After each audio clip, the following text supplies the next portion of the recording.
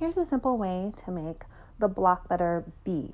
So I'm doing a capital B here, and I'm using a yellow marker, and I'm just writing my capital B, nice and big. I want to fill the page with this letter, but you do that whatever size you'd like. And now I'm taking a black Sharpie flip chart marker, and I'm tracing around the outside of the letter. So first I did the outside of the B, and then I went back, and I traced around the inside of the kind of the holes that are formed in the two parts of the B. You can just stop right there and have a straight, simple, basic block letter. But I'm going back and I'm making the edges of the outer edges of the letter a wavy line. So I've turned the straight line into a wavy line.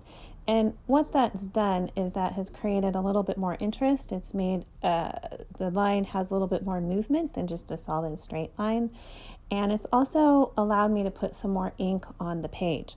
And when there's more ink on the page, it makes your letter stand out a little bit more because it's bolder, it's darker. The more ink you have, generally the bolder the letter, the more it's going to stand out.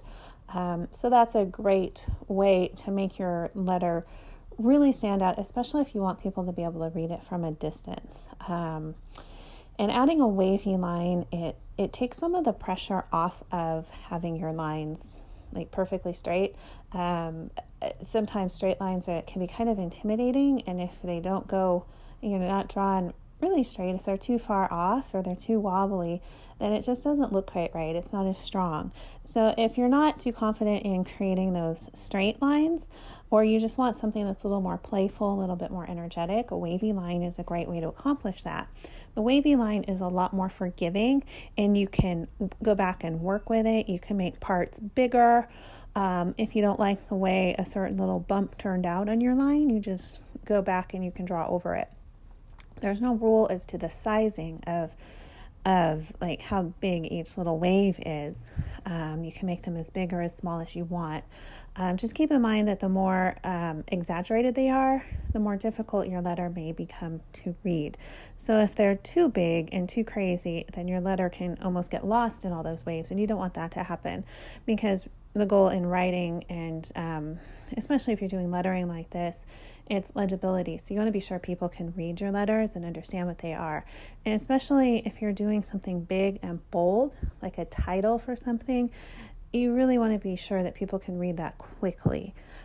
So a subtle wave is usually the best option, but it's always nice to know if you want to create something a little more dramatic, you can easily do that too without having, without needing any extensive drawing skills or lettering practice. So this is a great way to quickly and simply make some block letters stand out. So there you go with a capital B.